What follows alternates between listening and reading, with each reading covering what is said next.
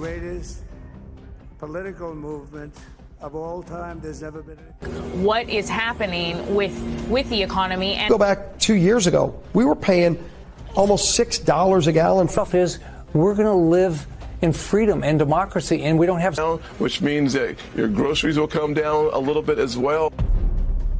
Right now, a lot of people are feeling the pressure. Mass layoffs are happening, everything is getting crazy expensive, and it feels like no matter how much money you make, it's only getting harder to actually get ahead. And if you've ever felt that at all, you're not alone. But here's what I've learned, especially with helping hundreds of people working as a financial coach. It's not always about how much money you make, it's about how well you manage what you already have. In this video, I'm gonna show you my personal budget for April and how I was able to save over $5,000 in a single month with only about 2 minutes a day. So let's jump in.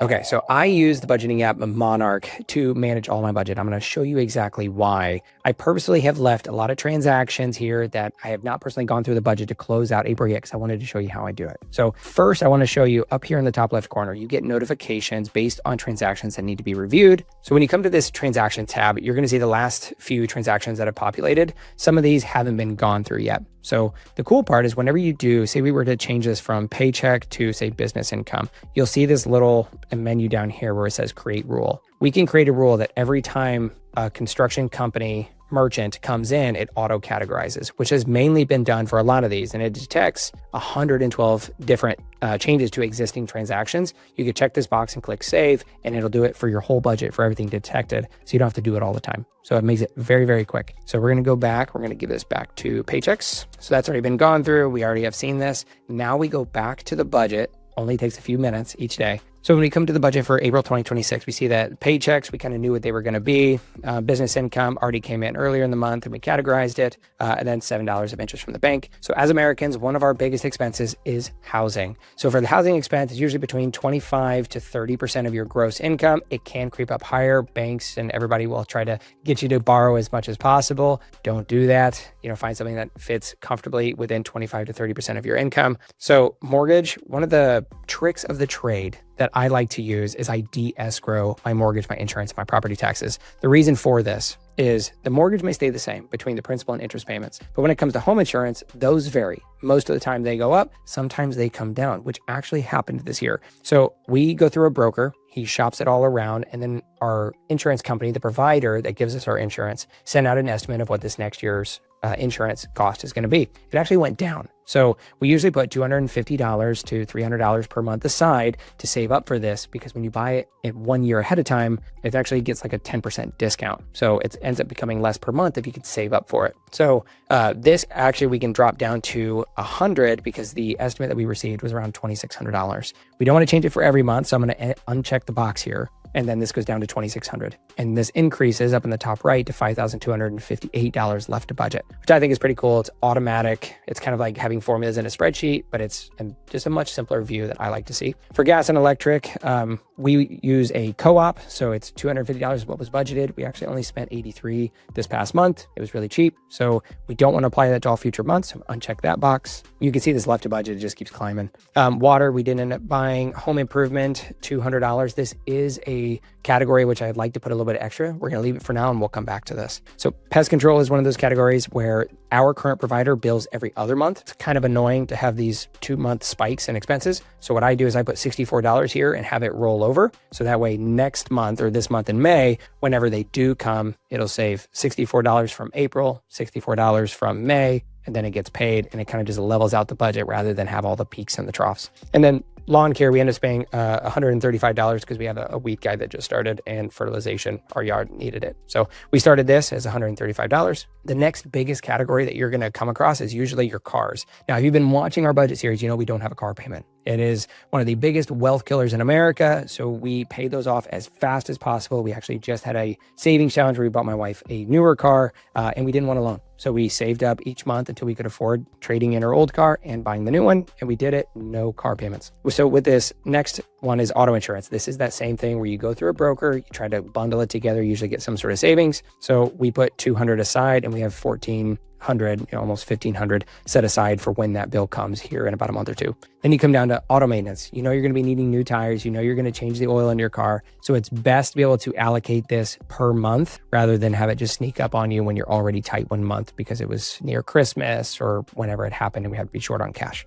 So it's better to have a little sinking fund or a rollover fund where you just adds up. So where if something big were to happen, then you can just pull from this particular account saying, hey, it's already covered. Vehicle registrations. This is one that I save up a little each month for, which was good because in the month of April, it came due and it was almost $700. So we only had to put $103 this month, which is why our left to budget is so high. It's because we try to keep it stable throughout the months.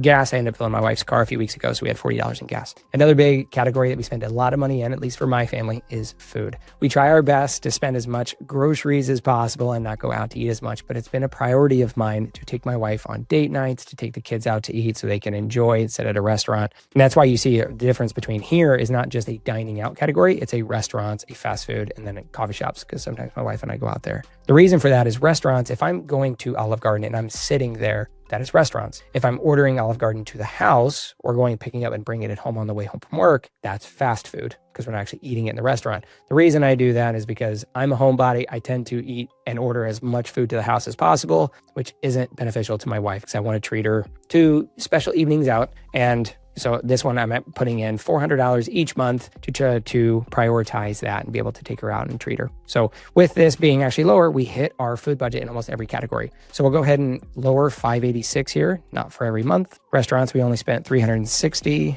not for every month. And then fast food, same, we were low. So you can see this left to budget just keeps climbing. And then coffee shops, we did a little bit earlier in the month. I was able to change that budget and we hit it. Another category that's constantly missed is your phone bill and your subscriptions, your internet bill. These bills just kind of sneak up on you. They just hit every month and you just say, well, I use it, so I, might as well just pay it. Well, for instance, when we were looking at our phone bills, between my wife and I, we were spending over $160 just for us two, for little single plans that she had her phone, I had my phone. Well, we decided to actually change this and look at Verizon and called them, said, hey, what can we do for a family plan? Our oldest son's about at the age of when he'll need a phone. And they said, well, if you get a new device as a promo, then we hop you over to a family plan. Here are the pricing. We realized we can actually save money per month and get a free phone for him. So we took advantage of that. And now we save almost $30 a month and have a third phone, which is really nice. Then subscriptions, this used to be over $100 a month, but recently we've actually lowered our Netflix subscription because we just didn't use as much as we were paying for. And then we canceled another one. So we ended up only spending $88 for the month. Travel and vacation. If you have seen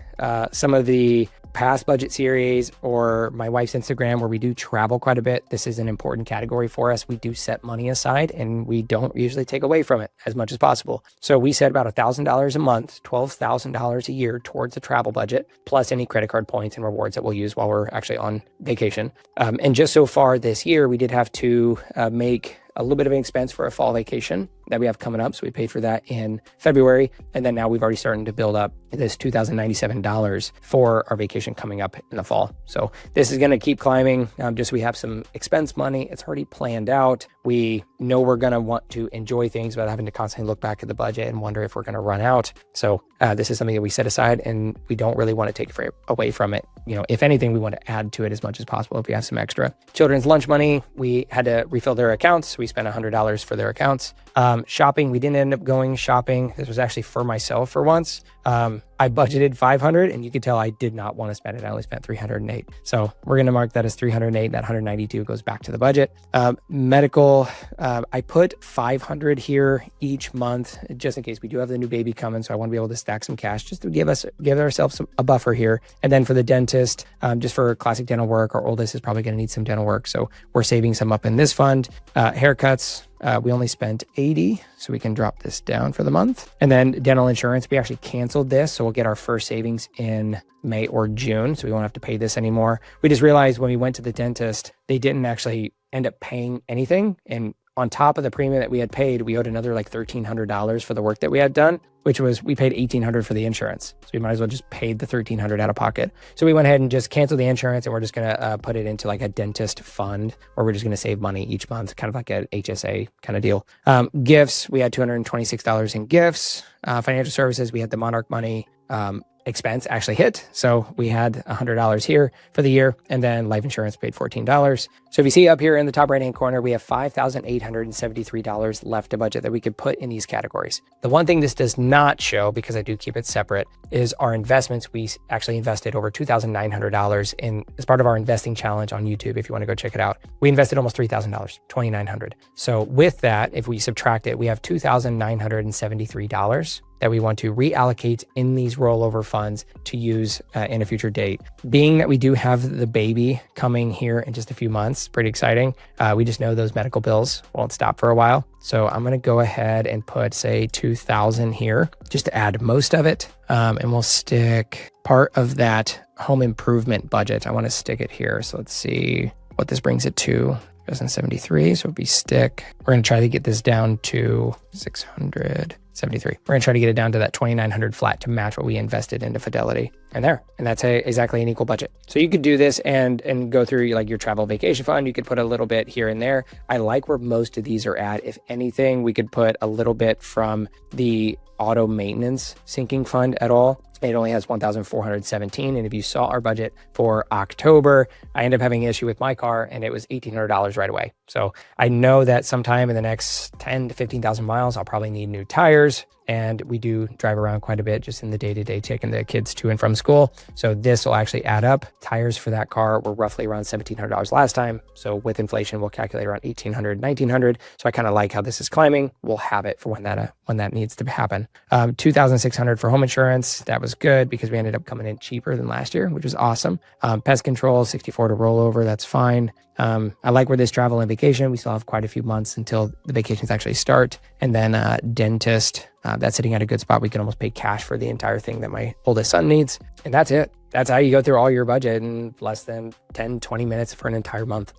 At the end of the day, most people don't need some new strategy. They just need a system and consistency. Because when you actually see your numbers, you can start making educated decisions. And that's exactly what this month showed us. You saw that every single part of our food budget was less. Because as we looked at the budget saying, hey, I need groceries. Hey, I want to take my family out to eat. We looked at it saying, I have $100 left. We get one time. Do we make that decision today? Or do we push it off a week and then we make it then? It's not saying we can't. It gave us permission to. I have $100 as an eating out budget left. I could totally use it. It's just, do we want to use it now or later? It gave us that flexibility. Now, if you want to build that same kind of system in your life, I highly recommend checking out the budgeting app Monarch. I'll place a link down below where you can save 50% on your first year. It comes out to just over about $4 a month. And if you're someone who wants more hands-on help, whether that's budgeting, saving, or building out your plan, from now until the end of summer, the YouTube audience can use the discount code SHIELDLINE to get 50% off of a one-on-one coaching call. We'll go through your situation, create a plan, and then map out your next steps. So if you got value from this video, hit that like button and subscribe to the channel, and I'll see you in the next video.